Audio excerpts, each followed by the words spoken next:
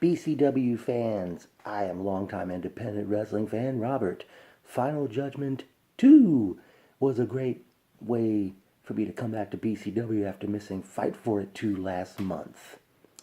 The show began with Logan Black going one-on-one with Billy Brash. Match ended in a double countout, and they kept going at it when the match ended. Many individuals came out to break it up, and Brash, I believe, hit a moonsault off the top rope onto Logan and all the guys that came out to try to separate them. Eventually, they were separated, and I forgot if it was Logan or Brash that said this isn't over.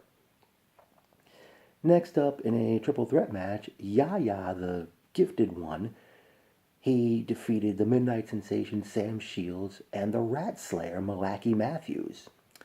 Well, Yaya proved he's not the gifted one for nothing, and it was great seeing Sam Shields in action again. Next up, wrestling's richest prize, Mr. Darius Carter, defeated Sugar Dunkerton, and as a result of his victory, Darius Carter now gets a guaranteed shot at the BCW Heavyweight Championship at any time he chooses. Up next was the fourth, I believe, and final installment of the Monster Mash matches, as Montana Black defeated Rex Lawless, the Pictorial Poseidon, the Pro Wrestling Maniac Joe Gacy, and Bulldozer Matt Tremont, and Montana Black will now partake in the monster of all Monster Mashes next month. At that point, they did go to intermission, and I forgot to mention in that four-way match, the two tables got involved, and I forgot who was put through them. They went to intermission after that four-way match. Then we return from intermission as we see the current Legendary Action Wrestling Tag Team Champions, the Normals, Caleb Maravilla, Danny Darko, or is it Donnie Darko? And I've got the third guy's name, as they were set for tag team action against the Ugly Ducklings. Just before the match got underway, one of the Ducklings took the microphone and said that Coach Mikey would be in the match, and it would be under Duck rules, in where it was going to enable Coach Mikey to get over his fear of clowns. Well, the six-man was on, and when all but Mikey were on the floor, Chariots of Fire starts playing, and the two Ducklings and all three Normals are like slinging it out in slow motion. And Mikey's running the ropes in slow motion and does a over-the-top rope dive onto the floor in slow motion.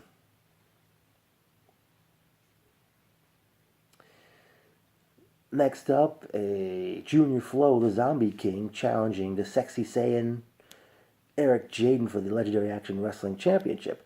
Prior to the match, Junior's father, LAW owner Frankie Flo, is sitting in the front row. And eventually, Jaden got disqualified for hitting Junior in the groin. And then out comes the rest of the Super Saiyan squad, which is the East Coast Syndicate. Forgot the other guy's name. And they all did a number on Junior, and Frankie hit the ring, and he was trying to get involved, and somebody took a referee down. I forgot what else went on in this chaotic scenario. But Junior Flo got the victory on disqualification, so Eric Jaden's still the LAW champion. Next up in women's action, Faye Jackson defeated Savannah Evans. Then it was main event time, as the All-American Jack Swagger challenged the good guy Azriel for the BCW Heavyweight Championship. A great match these two had with each other. AJ Pan came up to the apron, and Azriel ended up hitting Swagger in the groin, and eventually hits a frog splash and got the pinfall. But then out of nowhere comes Darius Carter, and he attacks Azriel, saying he was going to have his title match right then and there. But then Rex Lawless hits the ring, and Darius bails out of there. And Darius, at one point, he was arguing with ring announcer Christopher Shady Torres, and he's telling Darius to get to the back. And Darius says, "Tell me to get to the back one more time." And Darius kicked Shady in the face. And I notice Swagger gets up. He takes a hold of ring announcer Shane Fair's hand and has him fanning his groin from that low blow he took. All in all, great way for me to come back to BCW after missing out last month. Personal notes time. It was great seeing Stella, Charmaine, Jeff, Michael Licata, Pete Rosado, Shane Fair, Elliot, Bill Parham, Jason Bob 87.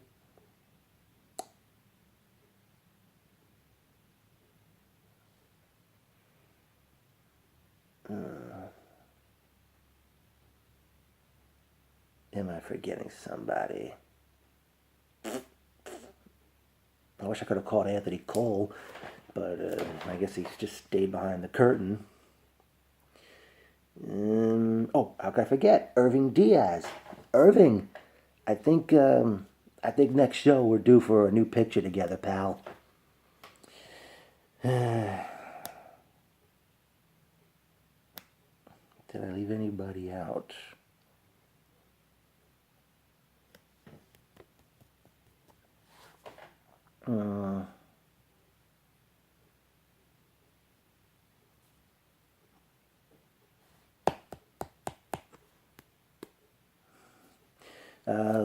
One somebody saw me during intermissions, noticed, I guess he watches my videos.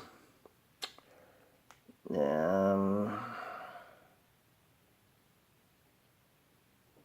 I leave anybody out? Oh, how could I forget? Taina. She gave me quite a hug when just as intermission came along. She's hoping I come to an LAW show someday. All right.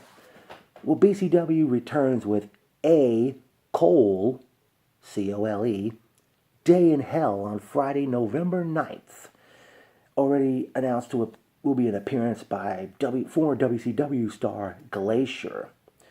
I believe the final Monster Mash match will be taking place with Montana Black, Billy Brash, and I think Mike Orlando was a previous winner, but since Federated had to leave after Fight for It 2 last month, I don't know if that affects if he can't come back to BCW or what the deal is. And Pete Rosado, I could have swore Dan Moff won a Monster Mash match in the past. I don't know if you'd get him to be in that match too. Can't really figure out, but BCW, I sure hope there's going to be a tag team championship coming soon. If not, maybe in the new year. Well, we do have some memorable quotes. Robert Lodi is back. Shane Fair when he noticed me when the show was ready to get started. Shane, my last name is pronounced Lottie. Lodi is the guy that hung with Lenny Lane in WCW. You're killing the business! One of the Boulevard Bullies when a fan came in the ring, ran the ropes, and elbow dropped the canvas. BCW, you might want to have some security on hand for these shows. It's kind of ridiculous, a fan gets in the ring and he's, doing that.